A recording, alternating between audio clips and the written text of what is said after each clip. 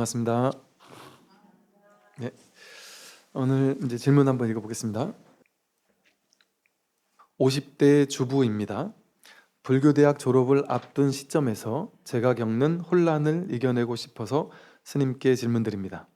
불교 경전 공부를 목적으로 대학에 입학했는데 여러 봉사에 참여하다 보니 꽤 많은 도반들이 생겼습니다. 서로 존중하며 법명을 부르는 그 모습이 참으로 여법하고 든든한 마음까지 들었습니다. 그런데 불교대학의 임원을 뽑는 과정에서 봉사 횟수, 보시 금액까지 온갖 상을 내는 도반의 모습을 보고 실망을 금치 못했습니다. 제가 이 도반들과 대학원까지 가는 것이 의미가 있을까요?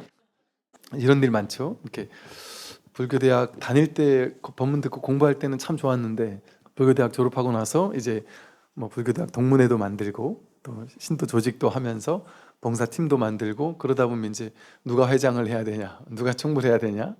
그런데 돈 많이 낸 사람을 회장 뽑거나 또 야 내가 더 많이 나왔는데 내가 더 귀한 게 많은데 뭐 이러면서 뭐 싸우는 일이 일어날 수도 있죠. 그런 경우들이 왕왕 있죠. 이런 일이 일어날 때 이 사람들 안 되겠네. 말만 불교하면서 이런 것 보니까 이거는 불교를 잘못 배웠네. 이런 데서 뭘 배워? 이러고서 뛰쳐나갈 수도 있겠죠, 본인이. 그러면 이제 다른 데 더 좋은 데 찾겠죠? 더 좋은 데 가가지고 또 거기서 또 이렇게 하다 보면 거기는 또 이런 단점 안 보일까요? 어디 가든 다 단점이 보여요. 그럼 또 뛰쳐나갈 겁니까? 계속 도망칠 겁니까? 그래서 가장 완벽한 조직을 찾아갈 겁니까? 가장 완벽한 신행단체를 찾아갈 건가요? 그럴 수 있을까요? 심지어 부처님 마음경 니까의 경전을 보면 부처님 승가를 우리가 생각했을 땐 와, 부처님이 계시는 당시에 스님들은 얼마나 여법했을까 싶잖아요. 근데 부처님 승가에도 그 스님들 중에도 진짜 사고뭉치 스님들 몰려다니면서 나쁜 짓 하는 그 사고뭉치 스님들이 있었다니까요. 온갖 사고란 사고는 다치고 불교 스님들의 계율이 250가지, 비구니 스님들 360가지거든요. 그 많은 계율이 만들어진 이유가 그 육군 비구라고 한 6명이 몰려다니는 나쁜 놈들이 너무 사고를 많이 치니까 그들이 사고 칠 때마다 계율이 하나씩 늘어난 거예요. 그렇게 사고 치는 스님들이 그때도 있었단 말이죠. 그러면 그 친구들을 보고서 그때 스님들이, 수많은 스님들이 야, 저런 수준 낮은 스님들이 있는데 나 이런 조직 안 되겠다 하고 도망가면 됐겠냔 말이에요. 그럼 당연히 그런 사람이 있어요. 부처님 그 육군 비구만 있었겠어요? 대바다따 같은 반역자도 부처님을 죽이려고 하는 일반인들도 하지 않는 일이 승가 안에서도 벌어졌단 말이에요. 부처님 당시에도. 그렇다고 도망치려고 한다면 우리는 공부 인연이 없는 거예요. 그 완벽한 그런 조건을 찾으려는 것 자체가 내가 내 뜻대로 세상을 통제할 수 있다거나 내가 내 마음에 가장 완벽하게 들어맞는 저를 찾겠다거나 그런 욕망이거든요. 그러니까 이 말이 조금 받아들이지 않을 수가 있는데 그 사람이 이기적이야. 그 사람이 실망스러워. 실망스러운 행동을 하고 실망스러워 하는 건 누가 했냔 말이에요. 내 마음이잖아요. 내 마음이 그 사람에게 실망한 거잖아요. 아마 딴 사람들은 그럴 거예요. 그런 사람들의 그런 모습을 보고 그냥 그러려니 하는 사람도 있겠죠. 사람 사는데 이런 사람도 있고 저런 사람도 있지. 저런 말 저 사람 입장에서 할 수도 있겠네. 조금 안 해주면 좋겠지만 저런 상황에서 저런 말을 하는 사람도 있지. 안 하고 묵묵한 사람도 있고 뭐 세상은 원래 그런 거 아니야 하고 그냥 별스럽지 않게 그냥 이렇게 지나가는 사람도 있겠죠. 그래서 열심히 계속 다니는 사람도 있겠죠. 그런데 어떤 사람은 지금 이 질문하신 이분이 그렇다는 건 굳이 아니지만 비유를 들어보는 거예요. 어떤 사람은 그런 모습을 보고 너무 꼴보기 싫어서 너무 저 사람 하는 짓이 마음에 안 들어서 나 안 나와. 그러고 안 나올 수도 있겠죠. 그러면 그래도 저럴 수도 있지 저럴 수도 있지 하고 나오는 사람도 있고 안 나오는 사람도 있어요. 그럼 그 누가 만들었을까요? 그런 말을 한 사람이 만들었을까요? 이걸 어떻게 받아들이냐에 따라서 어떻게 분별해서 받아들인 사람이 그걸 만들었을까요? 분별해서 그걸 해석한 사람이 만든 거예요. 그런 사람이 나를 실망시킨 그 사람이 문제가 아니라 그 모습을 보고 내 식대로 해석해서 실망스러운 모습이어서 나는 저런 꼴을 못 보겠어. 난 안 다닐래. 라고 해석한 나에게서 나온 문제예요, 사실은. 그러니까 즉, 이 질문하신 분을 제가 탓하는 말이 아니라 불교 공부는 이렇게 해야 된다는 얘기를 하는 거예요. 불교 공부는 바깥을 탓하면서 저 사람들이 바뀌어야 돼라고 생각하면서 이 공부를 하면 내가 바깥을 탓하면서 저 사람도 바뀌고 저 사람도 바뀌고 절도 바뀌고 조직도 바뀌고 이게 바뀌지 않으면 나는 불행해. 이런 얘기를 하는 거잖아요. 근데 이 공부는 세상을 바꾸고 나서 내가 행복해지는 공부를 하는 공부가 아니란 말이에요. 이 공부는 세상에 어떤 사람을 만나더라도 그 세상의 문제가 아니라 이게 내 마음의 분별의 문제였구나라는 걸 탁 돌이켜서, 옛날에는 저 사람 문제고 저 사람 문제고 어떻게 저 사람은 저럴 수 있니? 이건 싫고 저건 좋고 좋은 건 취하고 싫은 건 버려야지, 요거 하면 살았잖아요. 근데 이 마음 공부는 뭐 하는 곳이냐면, 마음 공부하는 절에 와서까지 요 사람 마음에 안 드니까 내가 안 나갈래, 이거 경계 쳐다보면서 사는 사람이잖아요. 그거를 보면서 내 마음에서 이렇게 분별하고 있구나 하고 탁 돌이켜가지고 자기 마음을 보는 공부를 하는 거예요, 이 공부는. 그러니까 절집안에 그런 사람들이 있는 것은 좋은 일이에요. 왜 좋은 일이냐? 우리를 공부시켜 주잖아요. 공부시켜 주는 사람들이 어디 가나 있단 말이에요. 왜 그럴까요? 왜 있을까요? 부처님께서 공부 열심히 하라고 우리한테 아주 좋은 적절한 공부에 최적화된 세상을 우리에게 보여주는 거예요, 어쩌면. 그러니까 그런 것을 볼 때 아주 질문을 잘 하신 거예요. 그런 모습을 보면서 내가 꼴 보기 싫으니까 내가 안 나가야지 라고 할 것이 아니죠. 저 사람이 저렇게 하는 것을 나는 왜 꼴 보기 싫게 바라보고 있을까? 딴 사람들은 그다지 꼴 보기 싫게 안 보네. 나는 왜 이렇게 예민하게 저걸 꼴 보기 싫어하는 사람이지? 이렇게 바라볼 수도 있을 것이고, 그런데 이제 이런 경우도 있죠. 그 사람이 진짜 뭔가 잘못이 너무 심해서 대부분의 사람들이 다 싫어하는 사람이 있을 수 있죠. 그죠? 그러더라도 행동을 하지 말라는 건 아니에요. 행동은 할 수 있어요. 이렇게 대부분이 싫어하면 누군가가 나서서도 좋고 누군가가 얘기할 수 있죠. 그 사람에게 이러이러한 문제들이 있는데 우리 대중 다 같이 사는 이 절이라는 곳은 다 같이 생활하는 곳이니까 당신 개인적인 성향이나 개인적인 어떤 좋아하는 취향이나 개인적인 고집, 그걸 조금 내려놓고, 우리 그거 공부하러 온 거 아닙니까? 그걸 좀 내려놓고 우리 좀 약간 좀 모두가 싫어하는 것은 좀 하지 않으면서 살아가 줬으면 좋겠어요 하고 이렇게 얘기할 수 있죠. 당연히 얘기할 수 있단 말이에요. 그것도 하지 말라는 건 아니에요. 그건 그거대로 할 수 있어요. 그런데 한 번 얘기하고 두 번 얘기하고 세 번 얘기하고 네 번 얘기했는데도 그 사람이 안 바뀌는 사람 있죠. 당연히 있잖아요. 그러면 죽어라고 그 사람 바꿔야 될까요? 여러분 보세요. 여러분 남편이나 아내는 20년, 30년을 살았는데도 바뀌라고 해도 30년 동안 안 바뀌잖아요. 그죠?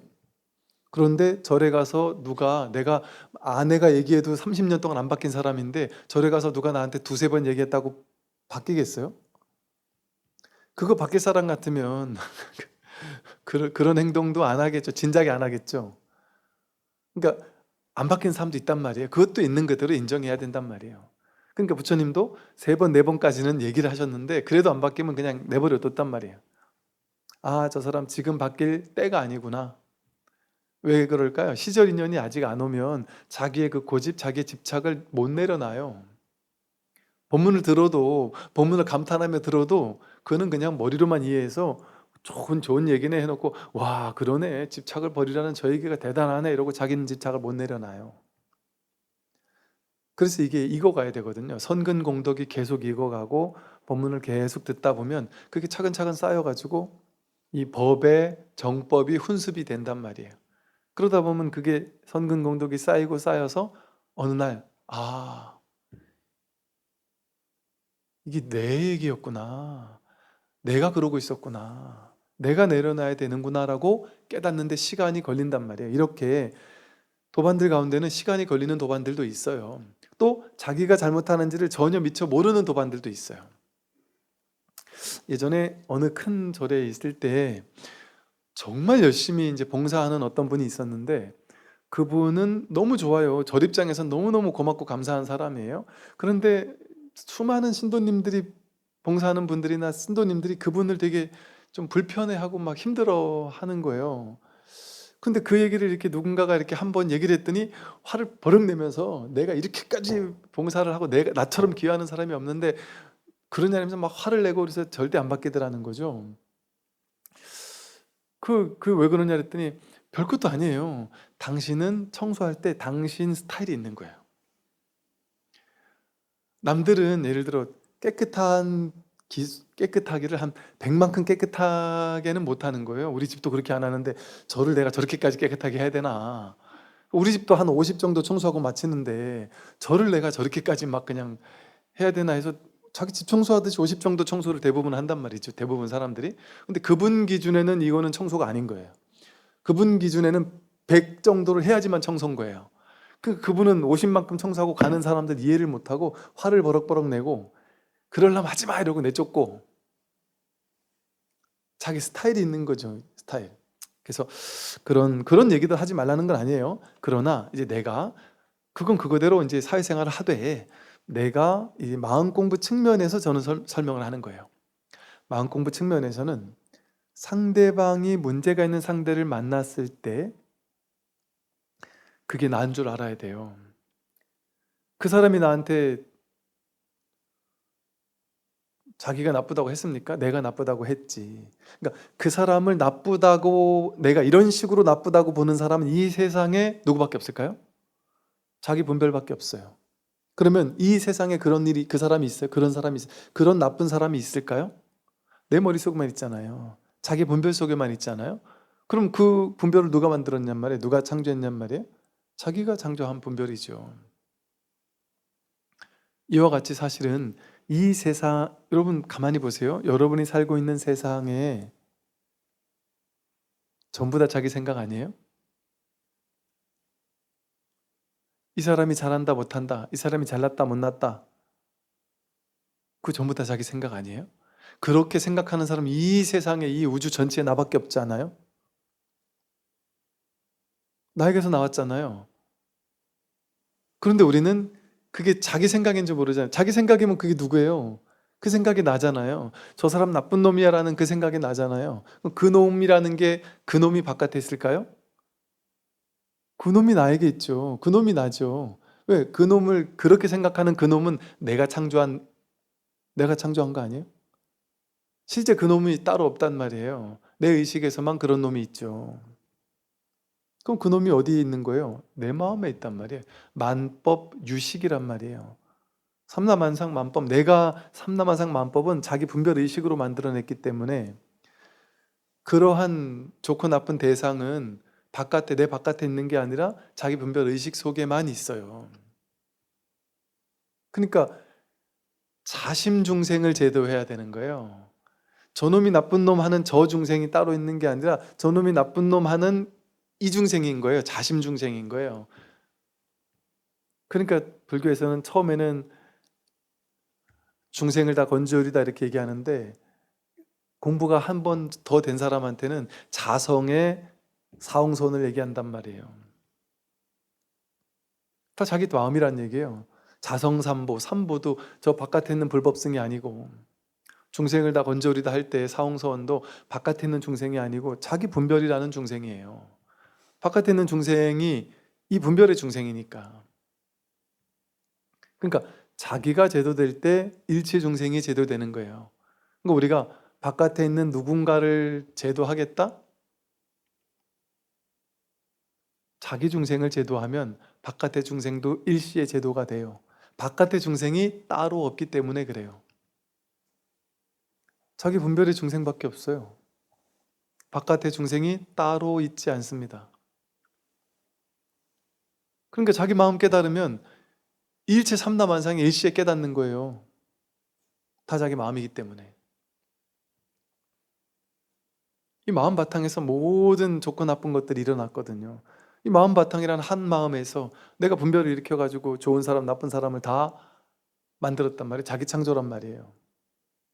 그러니까 그런 어떤 안 좋은 모습을 보면 내가 취사간택하는 방식, 분별의 방식으로 도망칠까? 갈까? 떠날까? 이런 조직에 내가 더러워서 내가 갈까? 뭐 이렇게 생각하기보다는 그걸 자기 마음 공부할 수 있는 기회로 삼는, 공부로 삼는 거죠. 그게 이제 공부인의 자세가 아닌가 하는 생각이 들어요. 그래서 이 공부처에서는 그냥 그런 이제 좋은 도반, 나쁜 도반을 다 만나는 거예요, 원래가. 물론 내가 취사간택 할 수 있으면 할 수 있죠. 할 수만 있다면. 그래서 한 번, 두 번, 세 번 이렇게 얘기할 수 있죠. 근데 그런데도 안 되는 경우는 또 이것도 인연이구나. 이런 자세도 필요한 것 같아요.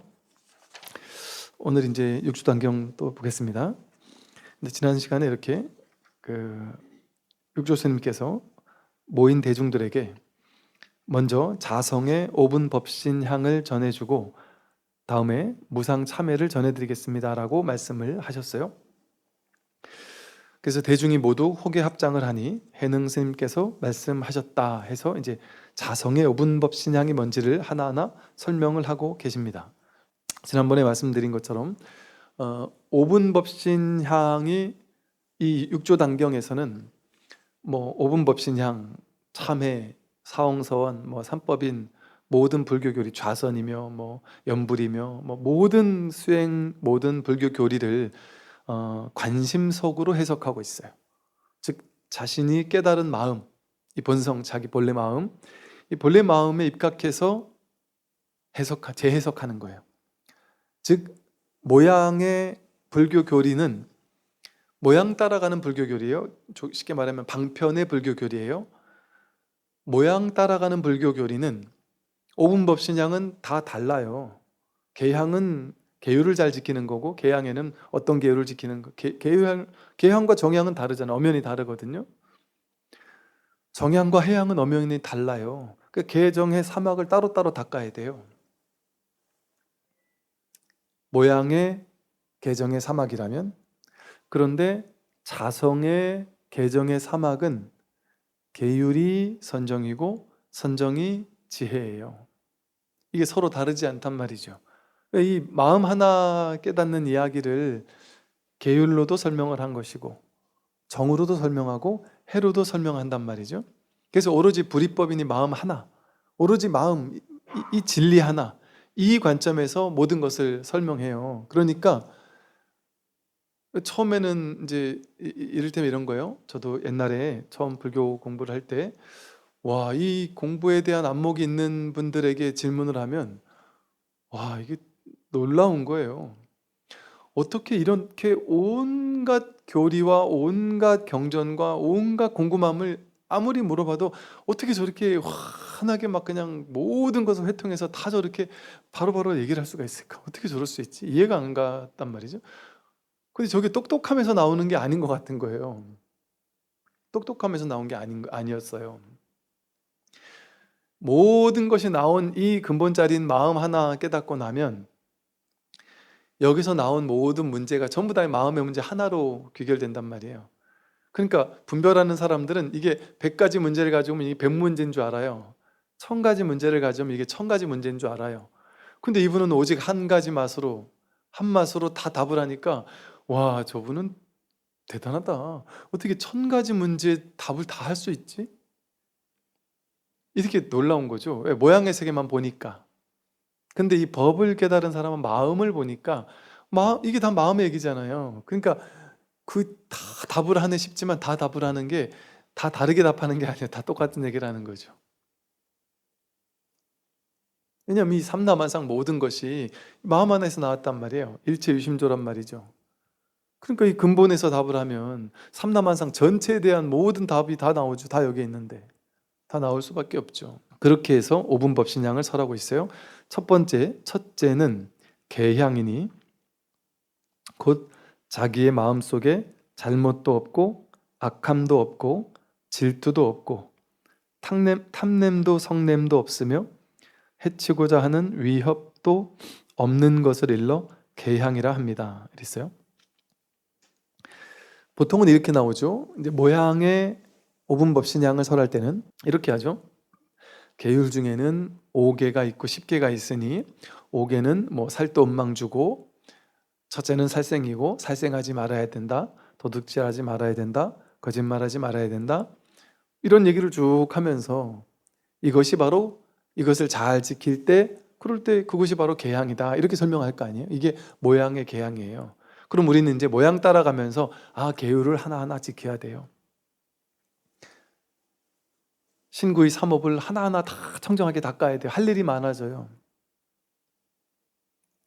이렇게 뭔가 자꾸 우리에게 뭔가 행동을, 모양의 세계의 계양은 모양의 세계의 행동을 하도록 이끌어요. 어떻게 하라는 지침이 있단 말이죠. 이렇게 하라 저렇게 하라는, 즉 유의 조작으로서 지켜야 되고 갈고 닦아야 하는 뭔가가 있는 것이죠. 그게 이제 방편의 공부예요. 방편의 수행이고 방편의 계율을 잘 지키는 생활이에요. 근데 육조 스님은 계양의 본질을 얘기를 해요. 계양의 본질이 뭐냐? 계양의 본질은 신구의 삼업을 청정히 하라는 거잖아요. 근데 이 본질을 얘기하지 않고 사생하지 마라, 도둑질하지 마라, 거짓말하지 마라, 망령된 말하지 마라, 의업은 탐진치 삼독을 잘 다스리는 거거든. 이걸 해라. 그러면 이제 하나하나 설명이 들어가야 돼요. 왜 살생하면 안 되는지, 왜 도둑질하면 안 되는지, 왜 이거 하면 안 되는지 하나하나 설명을 해서 다 이해를 시키고 납득을 시켜줘야 돼요. 그러니까 얼마나 이 신구의 삼업을 청정히 하는 계양 하나만 가지고도 한 학기 수업을 만들 수 있을 정도로 교리가 복잡해져요. 우리가 할 일이 많아져요. 공부할 게 너무 많아져요. 그 공부 잘한다고 계율을 잘 지키기가 수월할까요? 그리고 계율이 250가지가 있으면 250가지는 도대체 왜 나왔는지, 지금도 계율을 전공하는 그 율법을, 계율을 전공하는 스님들은 250, 360가지 계율이 도대체 왜 나왔는지 이해 안 되는 계율도 많거든요. 이 계율을 도대체 왜 나왔는지 막 연구하고 파고 들어가지고 고민해가지고 그걸 이렇게 해석하고 저렇게 해석하고 한단 말이에요. 그런데 이 선이라는 건 아주 심플한 거거든요. 곧장 당처 진실 그 하나를 설하는 걸 통해 일체 모든 것을 그냥 한 방에 확 뚫어버리는 거거든요. 그래서 이렇게 말해요. 계양은 자신의 마음 속에 잘못이 없는 거란 말이에요. 또 악함도 없는 거란 말이에요. 이게 무슨 말이냐면 마음속에 분별이 일어나기 시작하면, 그러니까 쉽게 말해 보세요. 마음속에 잘못도 없고 악함도 없고 질투도 없고 탐냄도 성냄도 없고 해치고자 하는 마음도 없는 것이 계양이다 그랬어요. 즉 이게 전부 다 뭐냐 하면 다 분별을 얘기하는 거예요. 잘못했냐 잘했냐, 하나는 잘한 건 취하고 잘못하는 건 버려야 되죠. 취사간택이잖아요. 분별이죠. 악한 거냐 선한 거냐, 악한 건 하지 말고 선한 건 해야 된다 이거죠. 질투는 뭐예요?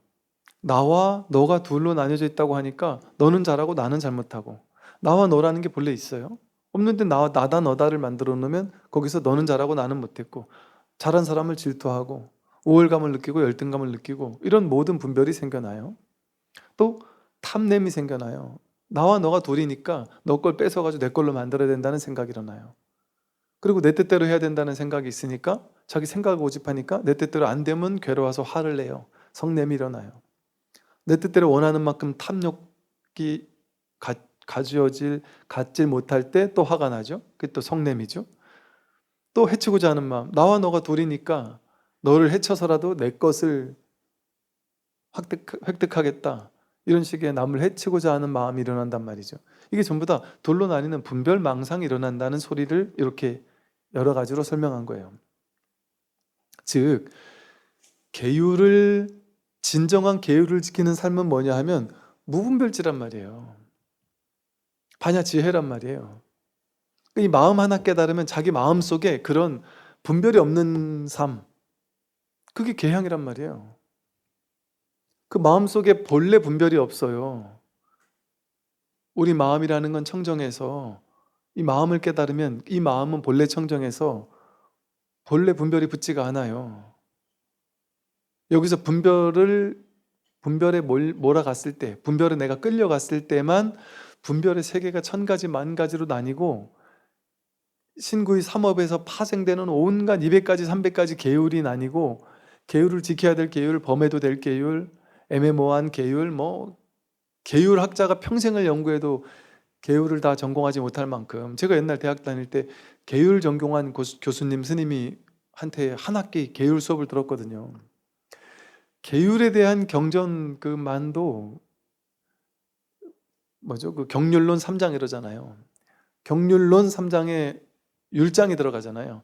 율장만 해도 어마어마하게 많아서 대승의 율장, 소승의 율장, 머리가 아프단 말이에요. 막 아직까지도 평생에 부처님 그 대소승의 율장 가지고 그 학회를 열어가지고 수많은 계율 전공자들이 모여서 이 계율은 현대적으로 지켜야 되냐 말아야 되냐, 부처님이 이 계율을 왜 이렇게 했을까, 이거는 지킨 거냐 어긴 거냐, 그럼 이 스님은 이걸 지킨 거냐 어긴 것이냐, 이거 들어가면요 죽을 때까지 계율만 파도 다 못 파요. 그렇게 공부하는 게 진짜 계율을 지키는 거겠어요? 처음에는 그렇게 계율을 지켜야 돼요. 처음에는 모양 따라가는 계율을 지켜야 돼요. 그래서 처음 출가를 하면 스님들에게 살생하지 말고 도둑질하지 말고 거짓말하지 말고 이제 10개를 하나하나 설명해 주고 주요한 계율들을 설명해 줘서 지키도록 이렇게 설명할 필요가 있어요. 모양의 계율을 지킨단 말이죠. 그러나 이제 공부를 하고 나면 모양을 넘어서는 이 출세간의 법을 설해요. 그래서 초기 불교 경전도 보면 그 세간의 팔정도가 있고 출세간의 팔정도가 있고요. 모든 수행법도 다 마찬가지예요. 즉 방편의 수행법이 있고 출세간의 수행법이 있어요. 그렇게 방편으로 설명을 해요. 모든 공부가 마찬가지인 거죠. 그래서 우리가 이걸 방편으로 설명하고 있는 건지, 이 본질로서 설명하고 있는 건지를 우리가 알아야 헷갈리지가 않을 수 있어요. 근데 이 육조 스님은 계향을 본래 우리의 마음속에 본래 잘못이 없고, 본래부터 악함도 없고 질투도 없고 탐낸 성냄도 없고 해치고자 하는 위협도 없는 것, 이게 계향이란 말이에요. 우리가 계향을 억지로 지켜야 되는 게 아니에요. 억지로 계율을 지켜야 되는 게 아니라 우리의 본성에는, 우리 본래 마음에는 원래 잘못이라는 게 없어요. 잘하고 잘못한 게 돌로 나뉘지 않아요. 선과 악이 돌로 나뉘지 않고 질투할 것도 없고 탐진치 삼독이 따로 없고 해치고자 하는 마음이 따로 없어요. 우리 본래의 청정한 마음에는. 그러니까 계율은 억지로 우리가 지켜야 되는 게 아니에요. 이 마음 하나 깨달으면 저절로 360가지의 수없이 많은 계율이 다 갖춰지는 거예요. 저절로. 그러니까 처음에는 우리가 계율을 쫓아가야 되는데 나중에 큰 스님들 공부가 많이 되신 스님들 같으면 계율이 나를 쫓아온다 이런 식의 표현을 쓰거든요. 그냥 자유로운 거예요. 행동하면서 이게 수없이 많은 계율이 있으면은 여러분이 계율에 묶이게 되면 어떠겠어요? 행동할 때마다 이거 계율 맞나 틀리나 막 계산해야 되잖아요. 큰 스님들이 그러고 살까요? 부처님이 그러고 살까요? 자유롭게 산단 말이에요. 무엇이든 묻든 무슨 행동이든 자유롭게 한단 말이에요. 그걸 보고 누가 저 스님 계율도 안 지키는 막행막식하는 사람이라고 하지 않는단 말이에요. 안목이 갖춰진 사람에 대해서는 우리가 계율 전공한 스님은 이 계율을 어기셨습니다 하면서 벌줄 이게 아니에요. 이미 계율에서 자유로워진 사람에게는 그런 게 필요 없단 말이죠. 이런 자성의 계향이 갖추어졌기 때문에 그런 거예요. 마음에 본래 선하고 악한 게 따로 없는 것을 체득했기 때문에 그래요. 그러면 그 사람은 그렇다고 해서 세간의 법을 어기지도 않아요. 어지간해서는. 또 남들을 막 크게 힘들게 하거나 불편한 일을 하지도 않아요. 모든 일을 하는 원동력이 뭘까요? 그들에 대한 자비심이에요. 알 수 없는 측은한 마음이에요. 이것이 있는 거죠. 동체 대비심은 분명히 살아있을 거예요. 그러니까 중생들을 만나지 않으면 내가 공부해서 뭐하나 하는 생각이 있었겠죠. 그럼 산중에만 있으면 뭐하나. 왜? 공부를 마쳤으니까. 공부를 마친 스님들을 한도인이라 부르거든요. 한가해서 할 일 없는 도인이란 말이에요. 그분들은 산속에서 절에서만 가만히 있으면 뭐 하겠어요. 편하긴 하겠지만. 그럼 사람들 있는 데로 내려가겠죠. 사람들은 시장에 있겠죠. 시장에 가겠죠. 그럼 사람들과 대화를 하려면 붙잡아 놓고 도로 아십니까? 저랑 얘기 좀 하세요. 이러진 않겠죠. 그냥 눈높이 맞춰서, 이게 사서법이라 그래요. 도인들은 사서법으로 중생들에게 다가가거든요. 보시, 에어, 이행, 동사. 동사 같은 거 한단 말이에요. 힘들어하는 사람 갚여서 힘들어하면서 도와주고, 그 사람을 돕기 위한 원동력인 거예요. 보시가 원동력이에요. 에어, 사랑스러운 말로 그 사람과 같은 말을 쓰면서 도와주는 거예요. 그리고 이타적인 마음으로 동사하는 거예요. 그러는 마음으로 그 술 먹고 괴로워가지고 막 힘들어하는 사람들에게는 같이 술 먹으면서 그런 얘기를 해주지 않았을까요? 그들의 눈높이에 맞춰서. 그걸 보고 계율을 어겼다 이렇게 얘기할 수 없겠죠. 이제 그런 측면이에요. 그러니까 이분은 이 마음을 깨달으면, 마음 이 자리에서 모든 것을 하면 신구이 어떤 행동을 하더라도 그게 걸리지 않아요. 마음에 별로 흔적이 없기 때문에, 머물러도 머무는 바가 없기 때문에, 오염될 수가 없는 마음을 깨달았기 때문에. 우리 마음은 오염될 수 없습니다. 우리가 삿된 행위를 하면 오염되잖아요. 그래서 그것을 올바른 계를 지키고 수행을 하는 걸 통해 청정하게 만들어야 된다고 생각하잖아요. 그거는 방편의 법문이에요. 방편의 법문에서는 우리가 청정한 수행자가 되기 위해서 해야 할 수많은 거리들을 안겨줘요. 근데 이 관심석에서는, 선의 법문에서는, 이 마음 하나로 근본법을 설하는 법문에서는 우리는 본래 오염될 수 없다. 우리 마음은 한 번도 오염될 수 없는 마음이기 때문에 삿된 마음이 일어날래야 일어날 수도 없고, 그렇기 때문에 계율을 지킬 필요조차 없어요. 오염이 돼야 그걸 갈고 닦아서 오염을 없애잖아요. 닦을 수 있잖아요. 오염되지 않아요. 술 마신다고 오염될까요? 삿된 말을 한다고 오염될까요? 어떤 행동을 한다고 오염될까요? 그 행동을 한다고 오염되지 않아요. 이 자리에서는. 왜 그럴까요? 꿈속에서 어떤 나쁜 짓을 했어요. 꿈을 깨고 나면 그게 잘못이었을까요? 이와 같이 이 현실 세계는, 모양의 세계는 수없이 많은 세상이 펼쳐지지만, 모든 모양을 드러낸 모양 이전에 이 본 바탕의 마음, 이 텅 빈 마음, 여기는 흔적이 없어요. 오염될 수도 없고, 모든 것이 생겨나는데 생겨난 바가 없어요. 어떤 분이 그러더군요. 한 몇 주 전에 여기 처음으로 상주 대원정사를 왔는데, 오기 직전에 뭔가 이 마음에 대한 문득 확인이 있었대요. 근데 그러고 나서 너무 놀랍더래요. 그래서 이 대원정사 탁 내려서 이제 저를 처음 멀리서 봤대요. 근데 보니까 스님이 스님으로 보이지 않고 밀가루로 보이더래요. 이게 말하자면, 이게 이제 밀가루의 비유를 들죠, 선에서는. 우리가 보기에는 이 세상 삼라만상이 다 다른 거지만 하나의 밀가루잖아요. 밀가루로 만든 세계에는 밀가루로 남자도 만들고 여자도 만들고 스님도 만들고 나무도 만들고 호수도 만들고 절도 만들고 구름도 만들고, 모든 게 다 밀가루로 만든 세계에서는 사람들은, 중생들은 그 밀가루로 만들어진 대상만 본단 말이에요. 이분은 스님이고 저분은 나쁜 놈이고 저 사람은 좋은 사람이고 계율을 지켰고 어겼고, 이것만 본단 말이에요. 근데 이 마음을 확인하면 전부 다 통으로 하나로 보인단 말이에요. 하나의 밀가루로 보인단 말이에요. 밀가루 반죽으로. 그러니까 밀가루 반죽을 보면 어때요? 이 밀가루 반죽 사람이 저 밀가루 반죽 사람에게 나쁜 말을 하고 안 좋은 행동을 하고, 그래봐야 그게 모든 것이 다 밀가루의 일이란 말이에요. 그러니까 그 내용을 따라가지 않는단 말이에요.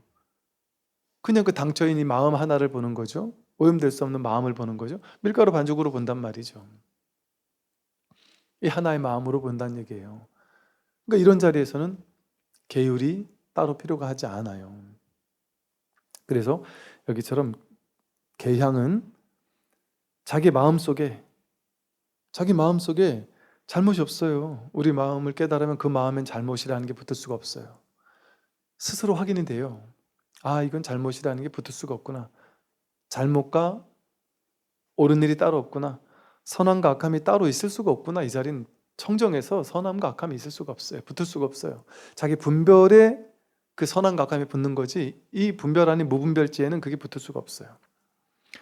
질투, 탐욕, 성냄, 그게 따로 붙을 수가 없습니다. 남들을 해치고자 하는 위협, 그런 게 붙을 수가 없어요.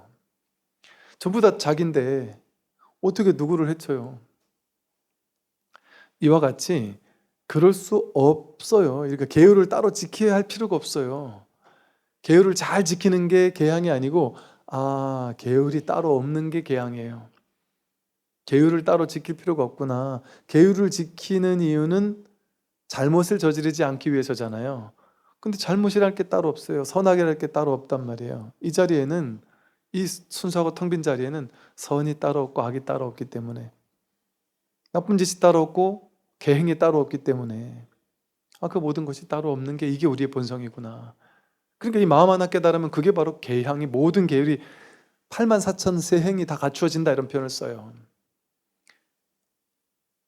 계율은 5개, 10개, 250개, 300개 이러지만 거기에 따른 세부적인 또 지켜야 되는 세행이 있어요.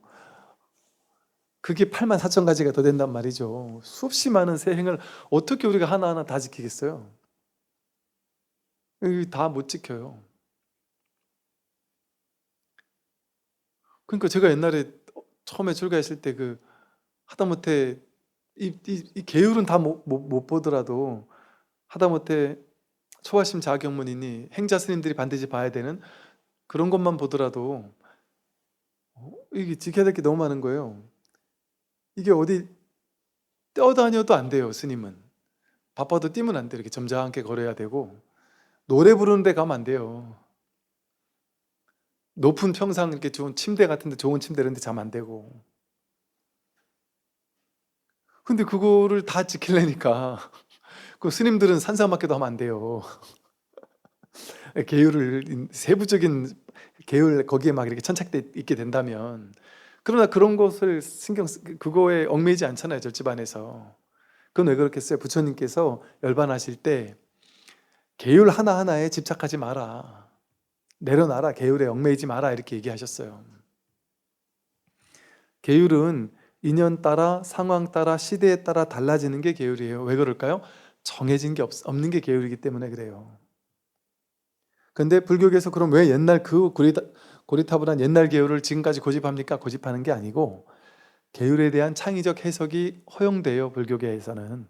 그러나 그거는 고집하기 위해서 그렇게 하는 게 아니라, 우리가 너무 자율적으로 해석에 맡기다 보면 1000년, 2000년이 지나면 너무 지 멋대로 될 수 있으니까 부처님 당시에 원판은 그냥 내버려 두자, 우리가 건들지 말자. 그 원판 이거에 그대로 있으면 나중에 1000년, 2000년이 흘러도 이것을 가지고 응용할 수 있지 않느냐. 그러니까 이 원판을 집착하는 측면에서 그걸 둔 게 아니에요.